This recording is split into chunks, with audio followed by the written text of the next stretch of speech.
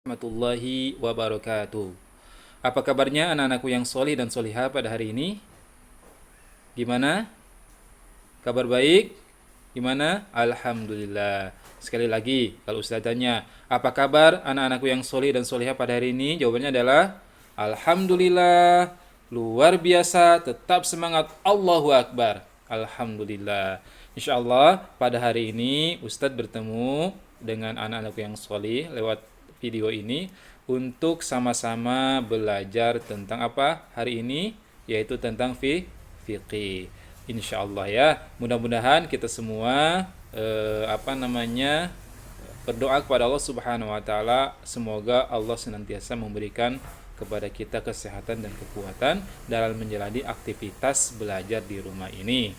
Baik, sebelum dilanjutkan, Ustadz ingin anak-anakku yang solih untuk menyiapkan bukunya terlebih dahulu dan juga alat tulis yang ada di meja kalian. Ya, siapkan bukunya. Buku apa? Buku Bina Fikihnya ya. Dan kemudian silakan dibuka di halaman kedua dan tiga.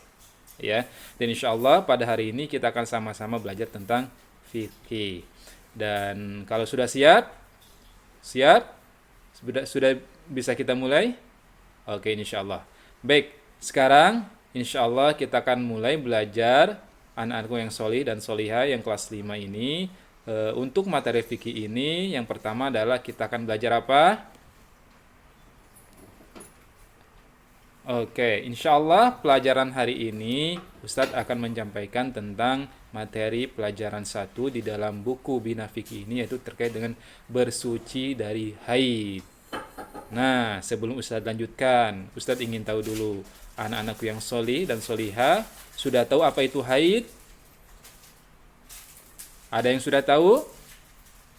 Atau mungkin ada yang sudah mengalami? Iya, iya, insya Allah ya. Nanti insya Allah pada hari ini kita akan sama-sama ketahui bersama. Bagi yang belum tahu kita akan belajar bersama. Bagi yang sudah tahu kita akan mengulangi. Mudah-mudahan ini menguatkan kita, menambah ilmu, mengingatkan ya, ilmu kita tentang apa itu haid dan bagaimana bersuci dari haid.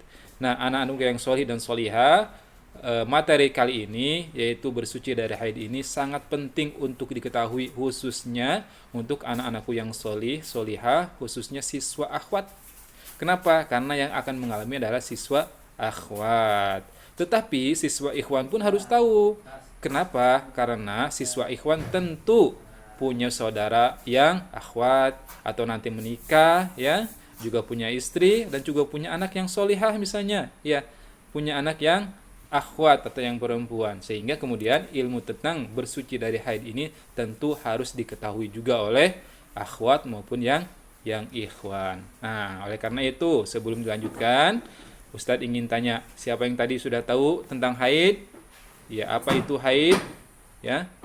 Dan kemudian sudah tahu bagaimana tata caranya bersuci dari haid? Baik, selanjutnya kita coba akan lihat ya gambar berikut ini. Yap. Ya, sebentar. Ya. Ini gambar apa ini?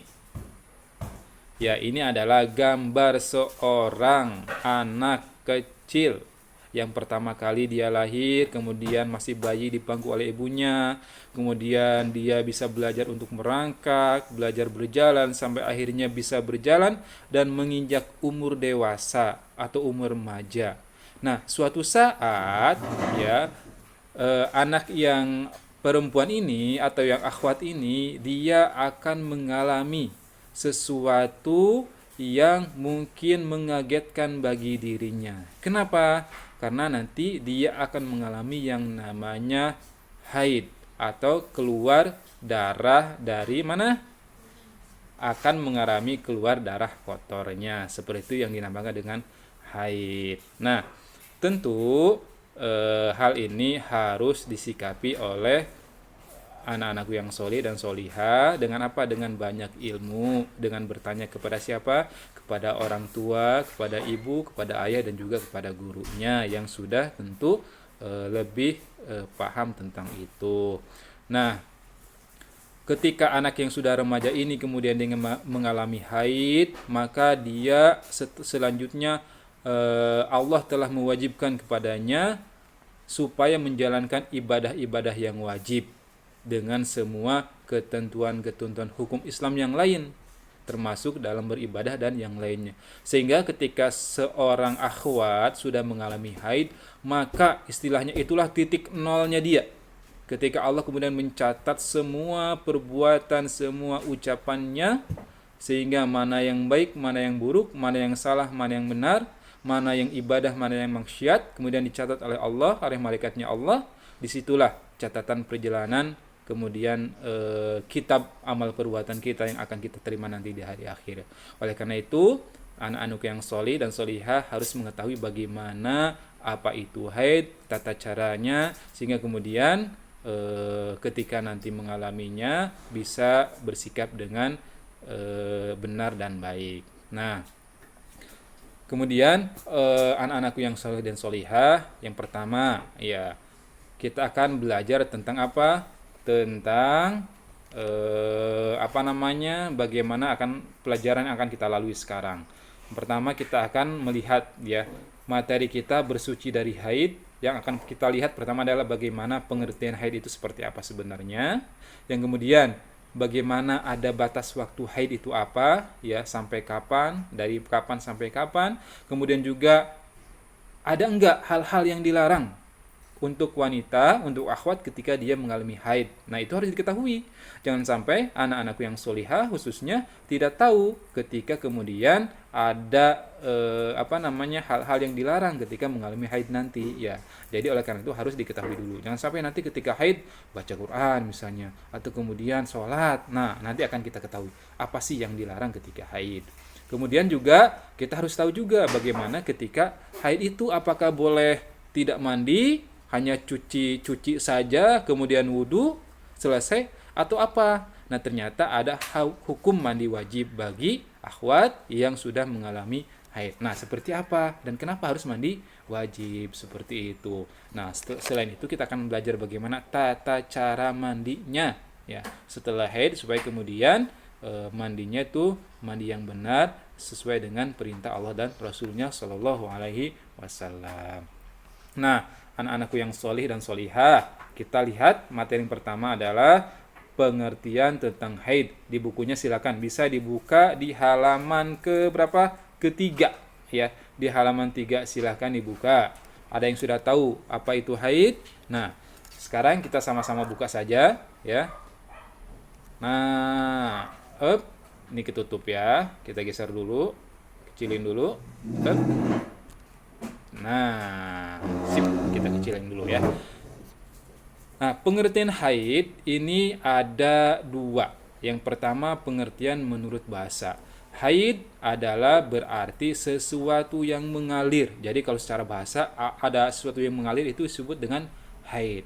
Tetapi secara istilah atau secara hukum syara atau hukum Islam, haid adalah darah yang keluar. Nah, yang keluar dari mana? Dari hidung, dari telinga, dari mulut, atau dari yang lain. Nah, darah yang keluar dari rahim perempuan yang sudah balik dalam keadaan sehat. Jadi apa? Darah yang keluar dari rahim perempuan yang sudah balik dalam keadaan sehat. Nah, bagi akhwat yang kemudian pada usianya yang sudah balik mengalami ini, jangan kaget, jangan takut. Kenapa? Ini bukan penyakit. Tapi kalau anak-anakku yang solih dalam keadaan sehat dan mengalami ini adalah namanya darah haid. Dan ini terjadi secara alami ya. Tidak usah takut. Bukan karena suatu sebab atau penyakit. Jadi, sudah tahu sekarang apa itu pengertian haid? Apa? Iya, pengertian haid ada 2 ya. Kalau secara bahasa, haid berarti sesuatu yang mengalir. Menurut istilah hukum syara, haid adalah darah yang keluar dari rahim perempuan yang sudah balik dalam keadaan sehat. Nah, itu adalah pengertian tentang haid. Nah, kita lanjutkan. Ternyata haid ini ada batas waktunya. Maksudnya apa? Apakah haid itu misalnya selamanya keluar terus darah itu atau seperti apa? Ada waktunya ternyata ya, haid itu atau darah yang keluar dari rahim perempuan itu. Nah, ini yang pertama nih. Haid itu tidak akan terjadi sebelum anak perempuan memasuki usia 9 tahun atau usia balik.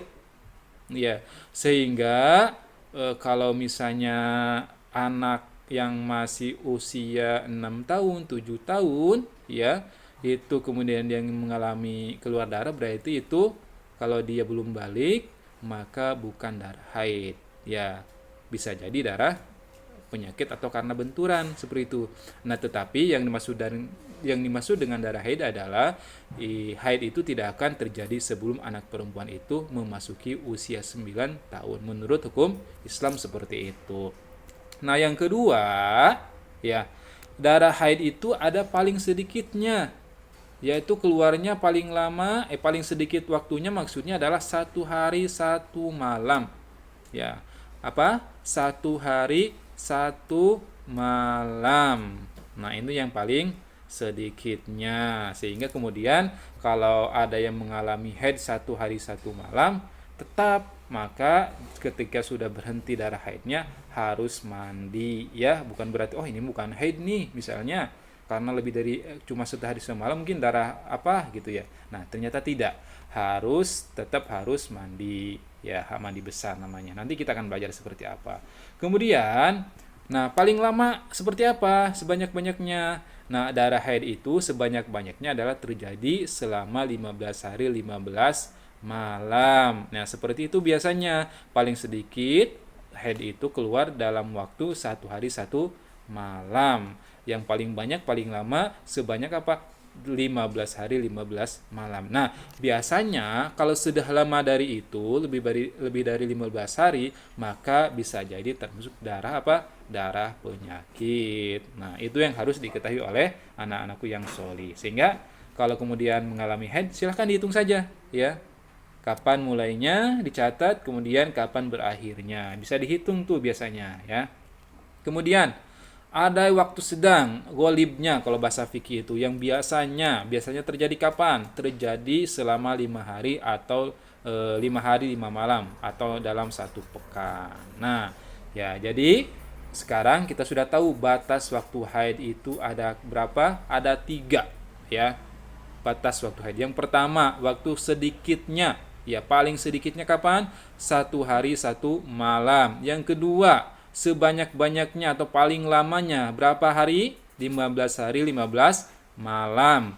Yang kemudian yang ketiga, waktu sedang atau waktu galib yang biasanya berapa hari lamanya?